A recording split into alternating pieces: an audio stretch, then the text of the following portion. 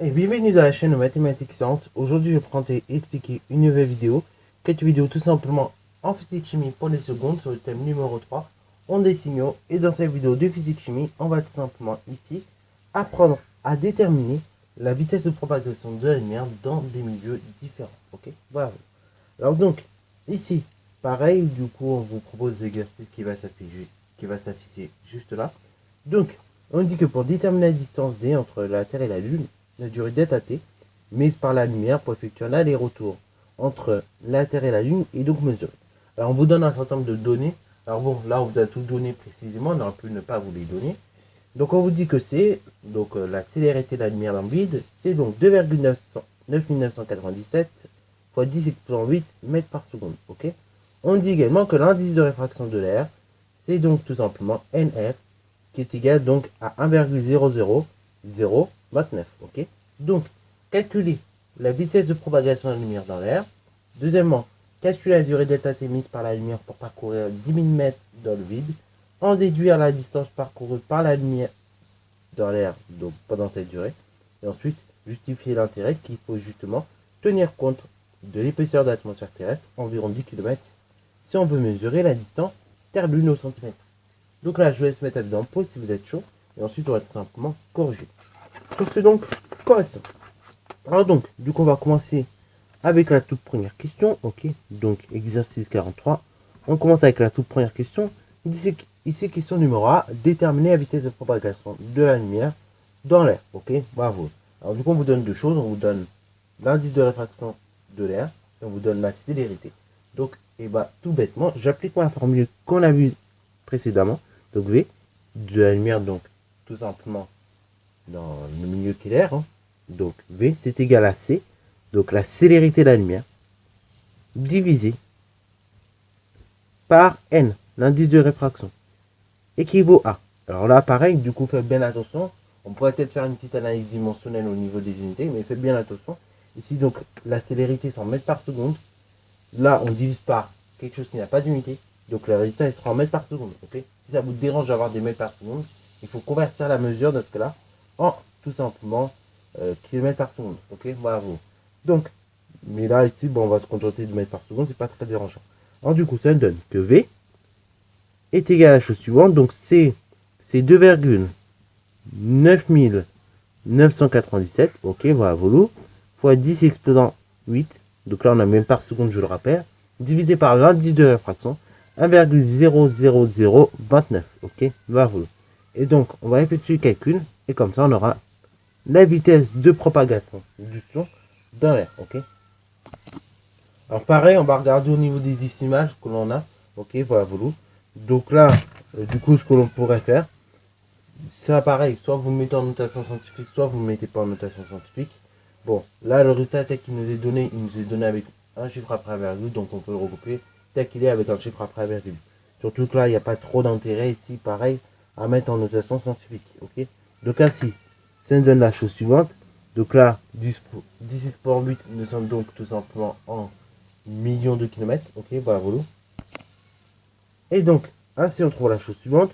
On trouve 299 millions 883 000. Ok, voilà, voilà. Donc 883 000 33,9. Donc ici on a en mètres par seconde. Ok, bravo. Alors ça pareil, éventuellement vous pouvez l'écrire en notation scientifique et dans ce cas-là, vous arrondissez au pire à 3 fois 10 exposant 8 mètres par seconde. Ok, bravo. Alors, ça c'est pour la première question. Deuxième question, donc question B. Calculer la durée d'état mise par la lumière pour parcourir 10 000 mètres dans le vide. Ok, bravo. Alors donc, on a vu dans l'air. Maintenant, donc, on va voir dans le vide quelle est la durée d'état mise par la lumière. Alors bon, ici on donne la célérité de la lumière. Déjà, ça prend des choses. On donne la distance à parcourir, donc c'est 10 000 mètres. Donc c'est parfait, on a tout ce qu'il faut. On regarde les unités. Voilà, donc je vais écrire les données tranquillement pour le coup, parce que là, c'est important. Donc la célérité de la lumière, donc elle est donnée. Donc je ne vais pas écrire le résultat, hein, mais la célérité de la lumière, donc elle est donnée en mètres par seconde. La distance à parcourir, elle est donnée en mètres. Donc attention, la durée d'état t, comme c'est des mètres par seconde qu'on a au niveau de la vitesse et des mètres, la durée delta t sera donnée en secondes. Ok, donc c'est carré. Donc c'est parti mon kiki. On va donc appliquer la formule. Donc V c'est égal à distance divisée par delta t. Ici je recherche delta t. Donc là, comme on a vu dans la dernière vidéo sur la manipulation de formule, soit on fait ça en deux étapes, soit on fait ça en une seule. Alors je vais faire en deux étapes pour bien que vous puissiez comprendre pour le coup. Donc d'une part, on va tout inverser. Donc V, et ben, ça va devenir 1 sur V. Et donc, D divisé par delta t, ça va devenir delta t divisé par D. Ok, j'ai tout mis à l'exposant moins 1 en fait. J'ai donné l'inverse de tous les nombres. Ok, voilà. Et là, bah, produit en croix, hein, les amis. Je recherche delta t. Je multiplie dans la diagonale. Donc 1 sur D, 1 fois D, donc ça donne D, divisé par V. Ok, bravo. Delta t, c'est D divisé par V. Ce qui équivaut à la chose suivante. Donc la distance, on a dit c'était 10 000 mètres. Ok, voilà, 10 000 mètres. Qu'on va diviser par la vitesse, la célérité. Donc là, la célérité, pareil. Ok, voilà, et ben ça va être tout simplement donc 2,9997 fois 10 exposant 8. Ok, voilà, on effectue le calcul et on voit donc la durée mise. Donc là, du coup, je vais arrondir pareil à une décimale, enfin, à une décimale après la virgule, ça sera déjà pas mal. Donc delta t, vous trouvez la chose suivante, 3,3 fois 10 exposant moins 5. Et donc là, nous sommes en seconde, les amis. Ok, bravo. Donc il faut bien faire encore attention à l'unité. Hein. Voilà, c'est pour ça que j'ai bien pris le temps de mettre au moins les unités des données, parce que sinon, on va pas sinon, vous n'allez pas vous en sortir. Ok, parce que si on prend pas le temps pareil de bien analyser au moins les données, et bah, du coup, votre application numérique que vous faites derrière est complètement fausse. Ok, bravo. Alors, du coup, ça, c'est pour la question B. Ok, voilà, on a déterminé la durée que met la lumière pour parcourir 10 000 mètres. Ok, voilà. Alors, du coup, on demande de faire, de voir quelle est la distance parcourue par la lumière dans l'air à partir, durant cette durée-là. Donc là, pareil, on va réappliquer la même formule. V est égal à D divisé par delta t. Juste, encore une fois, on va reprendre les données telles qu'elles sont données et on va voir les unités. Voir si ça a changé. Donc là, pareil, je n'écris pas les résultats, mais j'écris moi les unités. Donc, la célérité, 100 mètres par seconde. Donc, c'est bien. Après, pareil, est-ce que D, la distance, elle est dans la bonne unité? D, du coup, là, pour l'instant, c'est pas vraiment en quelle unité ce sera. Mais en revanche, je connais delta t, il est en seconde. Delta t seconde, c'est donc la célérité, la vitesse, c'est en mètres par seconde. Du coup, par conséquent, la distance sera en mètres. Ok, ça, c'est fait. On a bien analysé les unités. Maintenant, il suffit d'appliquer la formule. Donc, V, c'est égal à D divisé par delta t. Ce qui équivaut à dire la chose suivante. Ce qui me dérange, c'est delta t. Et je multiplie de part et d'autre par delta t. Ainsi, j'obtiens V fois delta t, qui est égal à D divisé par delta t fois delta t. Ok, vous simplifiez. Ok, voilà, et vous trouvez. Alors là, je vais changer l'ordre, mais c'est pas grave. Hein.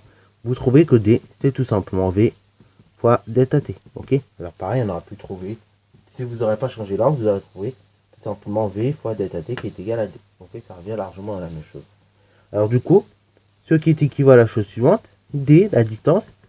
Donc c'est V, la célérité. Donc 2,997 fois 10 exposant 8 multiplié par delta t, 3,3 fois 10 exposant moins 5. Et là, voyons qu'est-ce que ça donne du coup en termes de distance, voir si c'est la même distance. Et donc là, on trouve comme distance, alors vous allez être peut-être choqué, mais on trouve pas 10 000, on trouve 9 999. Ok, bravo. Et donc, comme on veut faire ça au centimètre près, 0,01. Ok, bravo. Donc ici, c'est des mètres, pas la distance. Alors vous allez être choqué. Alors là, on trouve pas la même chose. Pourquoi? Parce que tout simplement, la vitesse de propagation de la lumière dans Big ou bien, donc tout simplement dans l'air, vous avez vu que c'était pas la même, c'était pas exactement la même chose. Ok, bravo. Ça différait légèrement, très légèrement, mais ça différait quand même. Alors du coup, question D, on va essayer d'y répondre maintenant à des valeurs qu'on a trouvées. Donc question D, justifier le fait qu'il faut tenir compte tout simplement de l'épaisseur de l'atmosphère terrestre, environ 10 km, si on veut mesurer la distance Terre-Lune au centimètre près. Là, clairement, si on regarde bien, hein, voilà, ça joue quand même à beaucoup. Ok, voilà, c'est-à-dire que là, on voit que pour une même durée dans la question C, en tout cas, on voit que la distance parcourue n'est pas la même. Ok, bravo. En 3,3 fois 10 exponent moins 5 secondes, vous voyez que d'une part, on parcourt donc 10 000 mètres, donc 10 km. Ok, bravo. Et tandis que dans le vide, ok, bravo, c'est pas la même chose. On parcourt 9800 km environ. Ok, bravo. Donc c'est pour cela qu'il faut du coup tenir compte de l'épaisseur de l'atmosphère terrestre. Donc si je vais résumer, il faut absolument tenir compte de l'atmosphère terrestre, de l'épaisseur de l'atmosphère terrestre, afin de ne pas se tromper ou de pas différer en termes de distance. Ok, voilà. Pour pas qu'en fin de compte, il manque des centimètres. Voilà, donc il faut absolument tenir compte de l'épaisseur de l'atmosphère terrestre. Sinon, pareil, la distance, elle va différer, alors pardon, pas de 100 km, mais en mètres, du coup de 100 mètres. Ok, bravo. Vous avez bien vu, hein, 10 000 km, je sais pas si vous avez remarqué, c'est tout de même, 10 km, ok. Et donc, si on ne fait pas attention à la bonne vitesse que l'on prend, de ce cas-là, la distance va différer 100 mètres, ok, bravo. Voilà, donc sur ce, c'est la fin de cette vidéo, j'espère qu'elle t'a plu. Si c'est le cas, n'hésitez pas à la liker, commenter, et bonne reste à toi en mathématiques et en sciences.